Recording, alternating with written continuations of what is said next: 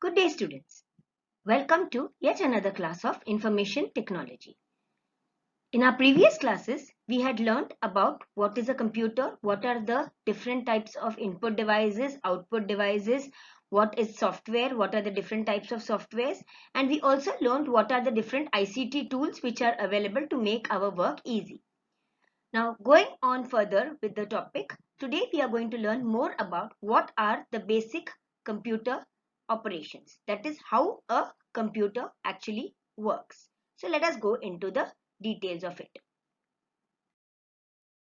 So first, we have to understand what is starting up of a computer. So a computer is a very useful machine, and it is very important to start this computer properly so that we can finish the work, and we need to shut it down also properly. So if the power of a computer is switched off abruptly and the files that you are working on are not closed properly, then the operating system may get corrupt. So the starting and the shutting down of the computer system is equally as important as actually working with the computer. So let us now understand what is a how and is the right way to start a computer and what actually happens when we switch on the computer. So when we turn on the computer, the lights on the keyboard may start blinking for a while, and then you will hear a small beep sound. This indicates the power on self test, that is called as the post test, has started. The post test is a sequence of tests that determine if the computer hardware like the keyboard, RAM, disk drives, etc. are properly working. So the post test is the first test which happens after the beep of the a beeping sound is heard and the keyboard lights start blinking. Then the monitor will display a message if the components are working properly. You will see a black screen with some messages scrolling around, and this is showing that the post test is being happening. Now, after the post, a computer starts the operating system. This is the process of bringing up the operating system is called as booting. So you must have heard this word called booting of a computer. So the bringing up or the setting up of the operating system before the work starts is called as booting. The computer knows how to boot because the instructions of booting is built into a chip called as the BIOS. So the booting process is actually inbuilt into a small little chip called as a BIOS, that is a basic input output system, the BIOS system. Now once the operating system is loaded on, then it actually brings up, you will have seen a Windows, if your operating system is Windows, it will show you the Windows logo, and the first screen, once the Windows operating system gets completely loaded, all the icons and your desktop and the first screen is starts appearing on your system. So in this way, your entire operating system gets loaded, your desktop, your icons, your taskbar, everything gets visible, and you are now ready to work with the computer. So this is the method of switching on. That means what actually happens when you turn on a computer system. Now, equally important after turning on and finishing your work is shutting down of your computer. So, shutting down of the computer also is very important. So, before you shut down the computer, you need to first see to it that all the files and folders that you were working on, or all the applications that were on at a given point, that is all closed and all the files are saved. This is because once you turn off the machine or you shut down the machine, the work which is not saved is gets deleted. It is not saved in your computer. So there are two methods which you can do. You can also put your computer into a sleep mode or into a hibernate mode. Now if you turn off the computer completely by clicking on the start button and the turn off shutdown machine, your system gets completely turned off. But if you choose the sleep option, then what happens, the system uses very little power, the computer starts fast the moment you are back, so where you left it. So when you want to keep the sleep option is this thing, when you know that after just about an hour or so, or after some time, you're going to return back to the computer, so you don't need not shut down the computer completely, you can put it onto the sleep mode, so restarting becomes much more easier. So you can put the sleep option if you want to go away for a short while on laptops and tabs also. Now the sleep mode may close the lid of or press the power button. Just you press the power button or you close the lid of your laptop, the computer, your system goes into the sleep mode. So if you select the hibernate option, the system will again use less power than the sleep, and when you start the PC again, you are back to where you had left it. So if both the cases, you can get back to working much quickly. In case of hibernate, it loses even more lesser power than the sleep mode. So these are the three ways in which you can turn off your machine. You can either turn it off completely, or you can put it onto a sleep mode or into a hibernate mode. So these are the basic steps to be followed while starting the machine and switching or turning off the system. So as I already mentioned, once the computer is the starting process or the BIOS process and everything is complete, the operating system gets loaded onto your computer. Now, what is the meaning of an operating system? An operating system is the basic software which controls the computer. So it is like a interface between the user and the computer. So you are a user and the computer as a machine. The interface between the two of them is called as the operating system. Now, let us look into what are the actual basic functions of this operating system. Now, the first function is to manage all the devices of the computer and keep a track of all the status of the devices, whether they are running, whether they are busy. For example, there are printers, there is a webcam, or many other devices which are attached to your computer system. It will keep a manage all those devices. It also checks to see whether those devices are actually functioning properly or no. It controls the resources which are available on the computer. So it is a basic control software. Resources of the computer is also done by the operating system. The next is it manages the computer's memory and keeps a track of how much memory space is used by which program and how much of the memory space is free. So basic memory management is also done by the operating system. Now it also manages the structures of the files, folders, directories which are there on the computer system. So whatever files and folders and directories that you are creating on your computer, that is also managed by the operating system. It also keeps a track of the amount of space which is used by a particular file. So which particular location that particular file has been saved, and how much space it has been used, and where is the location, all that it is properly managed by the operating system. It also helps us to create, copy, move, delete files and folders. So all these are the basic functions. That is, whatever files are being saved onto your computer, then you can delete those files, you can make a copy, you can move it to different folders, you can create different folders. So all this work of actually managing the resources and the devices of your computer is done by the operating system.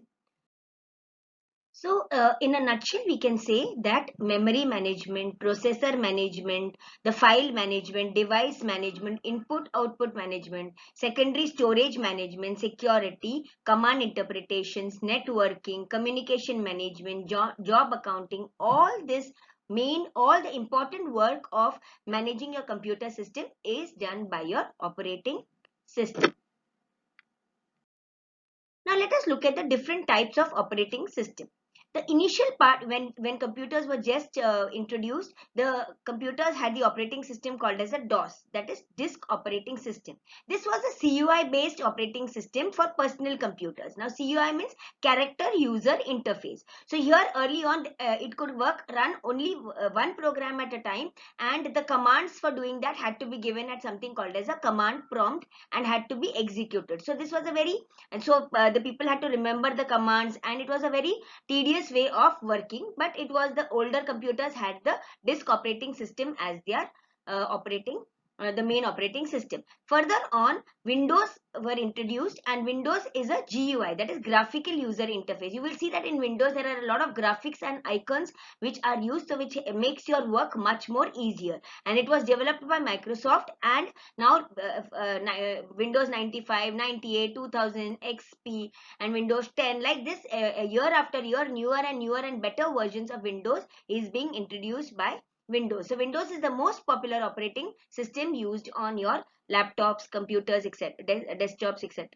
Now Linux is also another operating system which is used. Linux, Unix, all these are operating systems for personal computers. Now it is free and open source, and it can be modified and redistributed. That is the Linux operating system. So these are basic operating systems for your laptops, desktops, tablets, etc. Now let us go on to the operating systems which are used in mobile phones. So Android is an operating system which is used in the mobile phones and tablets. It is owned and maintained by Google, and it is an open source operating system. So Android is the most commonly used operating system for mobiles and tablets. So most of the people you have got an Android phone, and so the operating system on that phone will be the maintained by Google, and it is the Android operating system. Now Symbian is another operating system which is also for the mobile phones, only it is developed by Symbian Labs, and it is primarily for the Nokia phones, and it is used mostly by the handsets which are sold in Japan. So it is basically a specific type of phone which uses this type of operating system. The Windows Phone, this is another mobile operating system which is developed by Microsoft, and it is used for smartphones and pocket PCs. So whenever you have a Windows Phone, then your operating system is the Windows Phone operating system. Now iOS is the another important operating system which is developed by Apple. I'm sure you all of you know it. It is used for iPads, iPhones, iPods, etc., and it is supported by Apple hardware. So you have an Android phone or an Apple phone or a Windows phone, the operating systems are according to the phone that you own. So basic operating systems for a mobile are the Android, the iOS, the Windows phone, and the Symbian phone for Nokia phones. So these are basic the operating systems for your laptops as well as your mobile phones and tablets. Now, so here you must have seen these logos are very familiar to you. The half-bitten apple or the four windows, and the Android has got the green or a penguin, which is the Linux one. These are your basic operating system, the iOS. All these are the logos of the most commonly used operating system. Now the Windows operating system, let us go on to the main part, that is the what we are going to study is the main operating system, the most commonly used operating system, which is the Windows operating system. Now Windows 7 is the operating system which was developed for personal computers. Of course, the newer and newer versions are keeping on coming, but according to our syllabus, we are going to learn what is the Windows operating system, Windows 7. Now after loading Windows 7, the first screen that appears on your screen on the computer monitor is your desktop. You must be very familiar of it. You have been learning about the desktop and the wallpaper. That means the beautiful designed paper which is there. You can have a plain wallpaper or you can have a designed wallpaper. So that is the first screen which comes up, and on that desktop or on that wallpaper you have got small little icons or pictures which represent the files and the folders and applications. These are called as icons. They are small little graphical representations of files, folders and applications. And at the bottom of the desktop is something called as a taskbar, and to the left of the taskbar is the start button. I'm very sure that you people, you students have been continuously working on the Windows operating system, so you are very familiar with all these terminologies which I just said, the desktop, the wallpaper, icons, taskbar, etc. So here we have got a picture of a desktop. Basically, you've got icons, you've got the computer icon, recycle bin, the start button on the left hand side, the wallpaper and the taskbar at the bottom of the screen. So this basically, whenever you turn on your Windows operating system, this is the way your desktop will look like. Now, what are the main icons which are seen on the desktop? The most common icons are the permanent ones are the computer, my computer, the documents, my network places, and the recycle bin. Now, each of this has got a specific use. Computer, the my computer or the computer icon, it displays it is the storage area of the computer, and through this icon you will be able to access all the files and folders which are there on your computer. So it will be giving you it gives you information about all the different types of drives, the different files and folders which are stored on the computer system. Now the document is the storage area of the file where all the files of the computer, whatever files, that is your Word files, Excel files, your video files, and whatever files are made in your computer, all that is by default stored in the documents folder. Now, My Network Places contains information about all the interconnected computers. If there are many computers which are connected to your computer, or you are connected to a server with many other machines, then all the information about that network which you are in is available to you in My Network Places. And as the name suggests, recycle bin, I'm sure you are all aware of it. Recycle bin is used to store all the deleted files. So if you have stored up, if you have any files which you no longer need it, you can delete that file, and that file automatically, file or folder or application, everything gets deleted and it goes into the recycle bin. Now suppose if you have deleted a file or folder by mistake, you can also retrieve or restore it back from the recycle bin. So there are two ways. One is that permanently deleted files. How can you empty it permanently from the recycle bin? So there are two ways of doing it. One is you can permanently delete the files from the recycle bin by right clicking on the recycle bin icon and clicking on empty recycle bin. It is seen on the left hand side, on the right hand side of the screen. You can see, you can right click on the recycle bin icon, and over there you get a message which is saying empty the recycle bin. When you click on that, all the files are permanently deleted. Now, if you want to, the other method of doing is you double click on the recycle bin and click on, there is on the top, there is a bar which tells you empty recycle bin option. You can click on that empty recycle bin and automatically all the files from the recycle bin get deleted permanently. So these are the two methods of emptying permanently, deleting the contents of the recycle bin.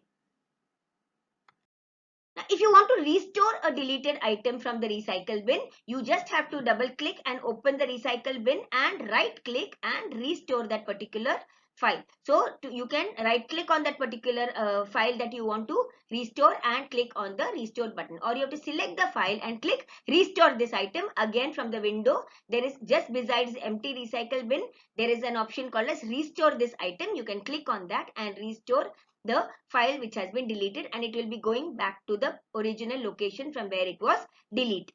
So these are this recycle bin, you can either permanently delete the files and folders, or you can restore them from in the from the recycle bin and restore it back to its original place.